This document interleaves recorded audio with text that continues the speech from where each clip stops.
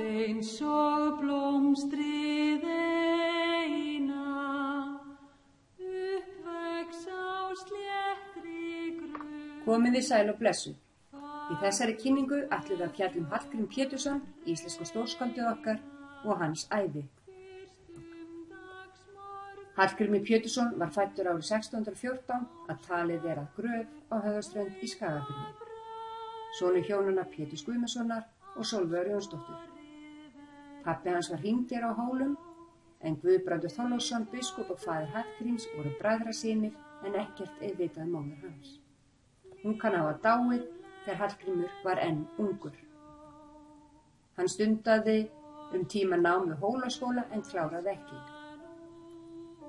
Þaðan lá leið hans til Danmerkur þar sem hann vann við járnsmíði.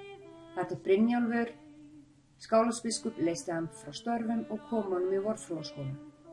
Þegar Hallgrímur var kominn í efsta bekk var hann fenginn til að hjálpa þeim sem voru hnepptir í ánið í Tyrkjaráninu, kristinfræði og móðurmál.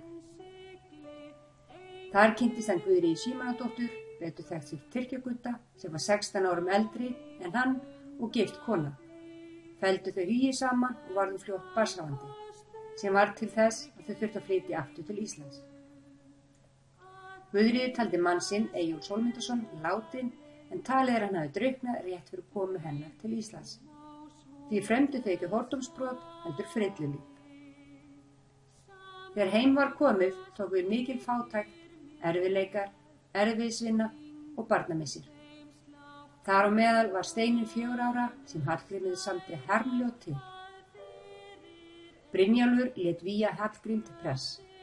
Mörgu þótti það skrítið þar sem hann var fátækur og illa menntaður og það tíðkaðist ekki á þeim tíma. Starfaði hann sem prestur á Hvalsnesþingum, sunnan við Sandgerði og síðar á Saurbæ við Hvalfjarðarströnd. Þar sem hans helstu trúarverk voru samin, þar á meðal Passíusálmarnir og okkar þekktasti útfarasálmur dauðans óvissan tíma sem heyrist hér í Undurspili.